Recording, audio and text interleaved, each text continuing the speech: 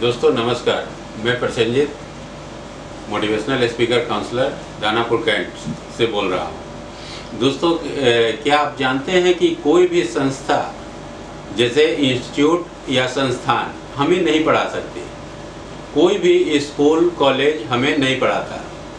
जो भी हम पढ़ते हैं वो हमारी अंदर की उत्थान रहता है, यानी कि संस्कार रहता है। जो संस्कार रहता है उसी के अकॉर्डिंग हम पढ़ते हैं।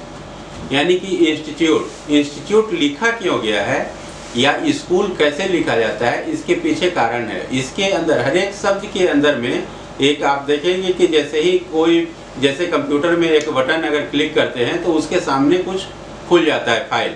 उसी तरह से हर एक वर्ड के सामने एक फाइल खुलेगा।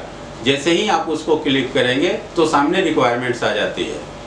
जैसे आप ले लीजिए इसको कि इंस्टीट्यूट, तो इंस्टीट्यूट में जब भी आप पढ़ेंगे, जब भी आपको कुछ मतलब कि उसे पढ़ना है या समझना है, तो इंस्टीट्यूट का मतलब पहले समझना पड़ेगा कि इंस्टीट्यूट करता क्या है। इंस्टीट्यूट मीन्स होता है कि इंस्टॉल्ड योर एटीट्यूड, जो आपके एटीट्यूड को इंस्टॉल करेगा। यानी कि जब तक आप अपने एटीट्यूड को लेके नहीं जाएंगे कि हमको करना क्या है, हमको पढ़ना क्या है, तब तक इंस्टीट्यूट कुछ नहीं कर सकता। अगर हम कुछ लेके ही नहीं जाते हैं, जैसे मान लिया किसी के पास जाए, बहुत सारा सामान लेके हम उसको वो सामने रख दिया गया कि सर कुछ भी बना दीजिए, तो वो कुछ नहीं बना सकता जब तक कि हम बताएंगे नहीं कि सर किस चीज़ का सामान है, क्या बनाना है। तो आपको अपना एटीट्यूड लेके जाना पड़ेगा। एटीट्यूड मीन्स होता है कि इसका ऐसे मतलब कि सेपरेट करके देखेंगे तो इसकी स्पेलिंग देखेंगे तो गौर से देखिए तो ATTITUDE यानी कि एटीट्यूड। यानी एटीट्यूड क्लियर कैसे होगा, तो सबसे पहले ATT आता है यानी कि अटेंशन। दूसरा I यानी कि इमेजिन, आप बनना क्या चाहते हैं, करना क्या चाहते हैं। TU यानी कि ट्यूशन, अध्ययन, अध्यापन, और DE यानी कि डिजायर।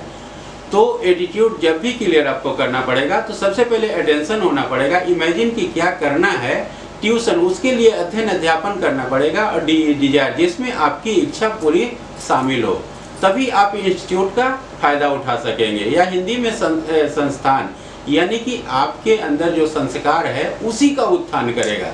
अगर आपके अंदर कोई संस्कार नहीं है, कोई इमेज नहीं है, कुछ आप सोच के नहीं जा रहे हैं कि करना क्या है, तब तक आपको कुछ नहीं किया जा सकता है। उसी तरह से स्कूल में भी वही चीज़ है। स्कूल का पूरा फुल फॉर्म देखेंगे तो स्कूल हिंदी में लिखते हैं, स्कूल आधा सा लिखते हैं, यानी कि वह स्थान जहाँ कुशल बनाया जाता है, इसी को स्कूल कहते हैं। इंग्लिश में SCHOOL, यानी कि S का मतलब होता है सेंक्टम मतलब अति पवित्र स्थल।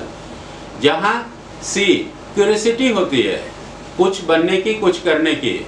H हिडवे यानी कि प्रगति करने का, वहाँ जाते हैं तो प्रगति करने का होता है कि हम कुछ करेंगे। O जहाँ ऑब्जर्व करना सिखाया जाता है। O ओबीडियंट, वहाँ आज्ञाकारी बनाया जाता है। और L लर्न, उसकी शिक्षा दी जाती है। तो इस तरह से इंस्टीट्यूट जब भी काम करेगा, क्योंकि हम सीख नहीं सकते, कोई भी चीज़ सिखाया नहीं जा सकता। एक शब्द सुने हैं जो इसको लर्न कहते हैं। लर्न का मतलब सीखना होता ही नहीं है, क्योंकि हम कभी भी नहीं सीख सकते हैं।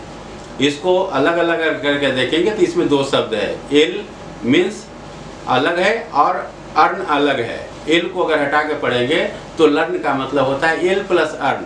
तो एल का मीनिंग क्या है ये समझना पड़ेगा। एल मतलब होता है लेबिलिटी अर्न, तो जिम्मेवारियां हमसे कमाती है, हम नहीं कमाते। तो जब तक हम सीखना चाहेंगे तो ऐसा कुछ नहीं, जब तक हम जिम्मेवारी नहीं लेंगे तब तक हम नहीं सीख सकते। धन्यवाद।